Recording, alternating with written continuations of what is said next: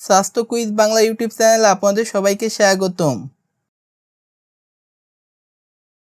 আমাদের আজকের ভিডিওটি হচ্ছে বিড়াল ও কুকুরে আঁচড় লাগলেই কি জলাতঙ্ক টিকা নিতে হবে, এই সম্পর্কে বিস্তারিত তথ্য আজকের ভিডিওতে জানতে পারবেন ইনশাআল্লাহ। 1. সব আঁচড়েই কি টিকা লাগে?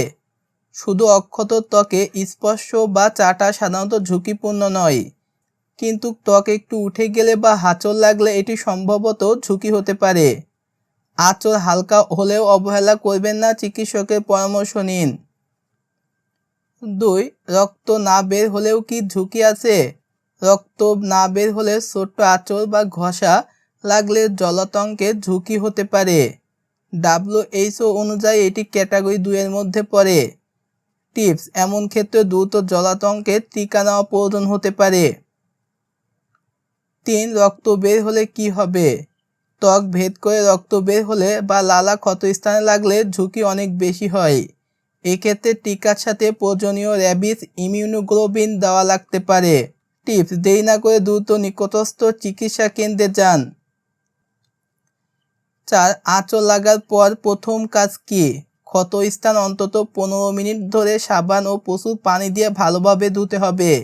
এরপর দ্রুত চিকিৎসকের পরামর্শ নিতে হবে। টিপস: মরিচ, চুন বা অ্যাসিড বা অন্য কিছু লাগানো যাবে না। 5. পোষা কুকুর বা বিড়াল হলে পোষা প্রাণী সুস্থ দেখালেও টিকা নেওয়া আছে কিনা জানতে হবে। প্রাণী পাওয়া গেলে সাধারণত 10 দিন পর্যবেক্ষণে রাখা হয়। টিপস: জলাতঙ্ক প্রবণ এলাকা অপেক্ষা না করে চিকিৎসা নিন। 6. কখন টিকা নেওয়া প্রয়োজন? আঁচড়ের ত্বক উঠে গেলে, রক্ত না বের হলেও ঘষা লাগলে, রক্ত বের হলে, ক্ষতস্থানে লালা লাগলে। টিপস: দ্রুত টিকা নিলে জলাতঙ্ক প্রতিরোধ 100% সম্ভব। 7. জলাতঙ্ক রোগের ঝুঁকি কতটা? জলাতঙ্ক অত্যন্ত মারাত্মক রোগ। লক্ষণ দেখা দিলে প্রায় সবসময় প্রাণঘাতী হয়। টিপস: সময় মতন সঠিক ব্যবস্থা নিলে জীবন বাঁচানো সম্ভব। 8. সবচেয়ে বড় ভুল কোনটি? ক্ষত ছোট, তাই কিছু হবে না, এটা ভেবে অবহেলা করা, চিকিৎসা নিতে দেরি করা। টিপস: দ্রুত সিদ্ধান্ত নিন, বিলম্ব আপনার জন্য বিপজ্জনক। 9. মনে রাখা সহজ নিয়ম: অক্ষত ত্বকে স্পর্শ বা চাটা ঝুঁকিপূর্ণ নয়। ত্বকে উঠলে বা ছোট্ট আঁচড় লাগলে টিকা লাগতে পারে। রক্ত বের হলে বা লালা লাগলে দ্রুত টিকা ও চিকিৎসা প্রয়োজন হতে পারে। 10. কার কাছে যাবেন? নিকটস্থ হাসপাতাল বা স্বাস্থ্য কেন্দ্রে যান। চিকিৎসকের পরামর্শ নিন, প্রয়োজনে টিকা বা অন্যান্য চিকিৎসা নিন। সতর্কতা: নিজে নিজে কোনো সিদ্ধান্ত নেবেন না। ঝুঁকিপূর্ণ সংস্পর্শের পর দ্রুত চিকিৎসা নিন। শিশু, বয়স্ক ইমিউনিটি কম থাকার ক্ষেত্রে বিশেষ সতর্কতা অবলম্বন করুন।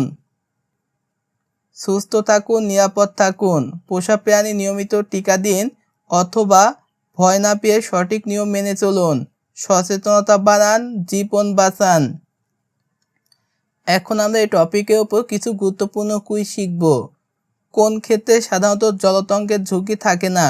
সঠিক উত্তর অপশন এ, অক্ষত ত্বকে প্রাণী চেটে দিলে। 2. রক্ত না বের হলে ছোট্ট আঁচড়কে WHO কোন ক্যাটাগরিতে রাখে? সঠিক উত্তর অপশন বি, ক্যাটাগরি 2। 3. কোন অবস্থায় র্যাবিস ইমিউনোগ্লোবিন দেওয়া প্রয়োজন হতে পারে? সঠিক উত্তর অপশন সি, ক্যাটাগরি 3। আঁচড় বা কামড় লাগার পর প্রথম ও সবচেয়ে গুরুত্বপূর্ণ কাজ কোনটি? সঠিক উত্তর অপশন বি, ক্ষত 15 মিনিট সাবান পানি দিয়ে ধোয়া। আঁচড় লাগার জায়গায় কোনো কিছু লাগানো উচিত নয়। সঠিক উত্তর অপশন সি, মরিচ, চুন ও অ্যাসিড।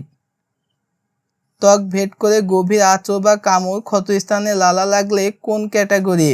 সঠিক উত্তর অপশন সি, ক্যাটাগরি 3।